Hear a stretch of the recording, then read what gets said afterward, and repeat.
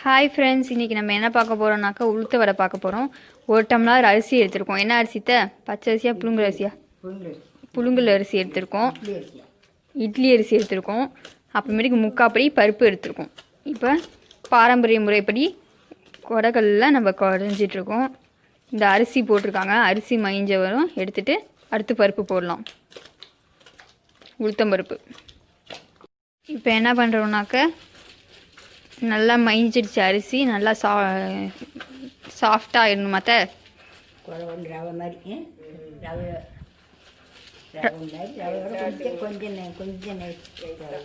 ரவை மாதிரி கொஞ்சம் நைஸாக குறைஞ்சிக்கணும்.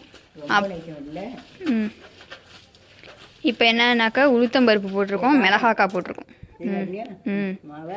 மாவு அரிசி மாவு குறைஞ்சி வச்சுருக்கோம். இப்போ உளுத்தம்பருப்பு குறைஞ்சிட்ருக்கோம். மிளகா போட்டு குறைஞ்சிட்டு இது எப்படி இது நைஸாக மைனுமா?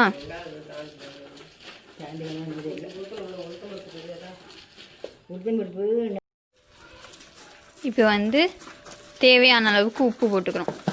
உப்பு போடுங்க கவுசு, உப்பு போடு.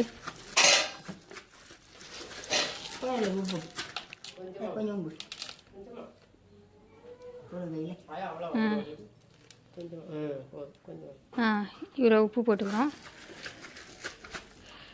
உப்பு போட்டு குறைஞ்சிக்கும்.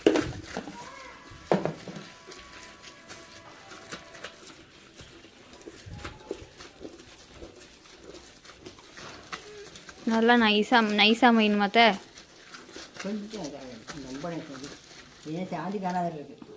ரொம்ப நைஸாக இல்லாமல் கொஞ்சம் நேரத்துலலாம் குறைஞ்சிக்கும்.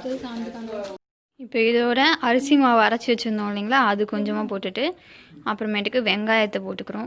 கருவேப்பிலை, கொத்தமல்லியெல்லாம் போட்டு பெருஞ்சீரகம் போட்டுக்கணும். பெருங்காயத்தூளும் போட்டுக்கணும். இதெல்லாம் போட்டு அப்படியே ஒரு மிக்ஸ் பண்ணி கையாலே லைட்டாக மிக்ஸ் பண்ணி நம்ம இது பண்ணிடலாம். வடை தட்டி போட வேண்டியதான். லைட்டாக ஒரு ஆற்று, ரொம்பவும் ஆட்டக்கூடாது. வெங்காயம் மைஞ்சி போயிடும். இது லைட்டாக மிக்ஸ் ஆகிற மாதிரி ஒரு ஆட்டாட்டி இது பண்ணி ஒன்றாவே சேர்த்து பிசைஞ்சிக்கலாம். நீங்கள் மிக்சிலேயோ இல்லை கிரைண்டர்லேயோ போடுறீங்கன்னா ஒன்றா போட்டு பிசைஞ்சிக்கலாம். இது லைட்டாக இது அந்தளவுக்கு மையாது, அதனால லைட்டாக ஆட்டியிருக்காங்க. இப்போ இதில் அரைச்சி வச்சுருக்க மாவில் பெருஞ்சீரகம், பெருங்காயத்தூள்லாம் போட போகிறோம். பெருங்காயத்தூள் கொஞ்சம் போட்டுக்கிறோம். இதை போட்டு ஒரு லைட்டாக கையாலே மிக்ஸ் பண்ணிடுறோம். ஓரமாக இருந்து ஓரம் சைடில் இருந்து மாவு எடுக்கணும்.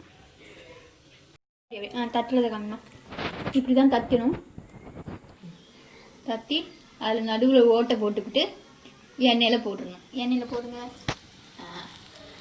அதுக்கப்புறமேட்டுக்கு இது வெந்ததும் எடுத்துட வேண்டியதான். பாருங்க, எண்ணெயிலேருந்து வடையை எடுத்தாச்சு. நல்லா சாஃப்டாக வந்திருக்கு. நல்லா சாஃப்டாக வாயில் கரையிற அளவுக்கு வந்திருக்கு. நல்லாயிருக்கு. சாப்பிட்டு பாருங்கள். அவ்வளோதான். நீங்களும் செஞ்சு ட்ரை பண்ணி பார்த்து வசந்த கோகிலம் சேனலை சப்ஸ்கிரைப் பண்ணுங்கள். மறக்காமல் அந்த பெல் ஐக்கானை கிளிக் பண்ணுங்கள். தேங்க்யூ, பாய்.